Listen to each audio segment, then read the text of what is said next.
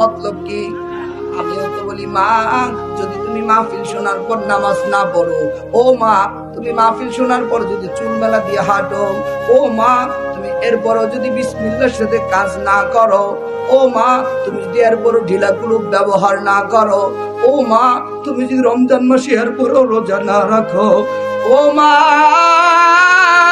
এরপরও যদি গান শোনা বন্ধ না করো, ও মা এরপরও যদি টিভি দেখা বন্ধ না করো, ও মা এরপরও যদি সিরিয়াল দেখা বন্ধ না করো, তাহলে মাগার এই মাহফিল দিয়া হবে নাকি? কথা বলেন না কেন?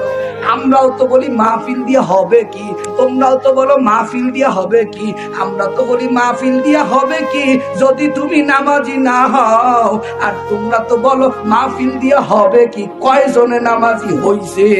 মানে কথা ভালো, মতলব কথা বলেন না কেন?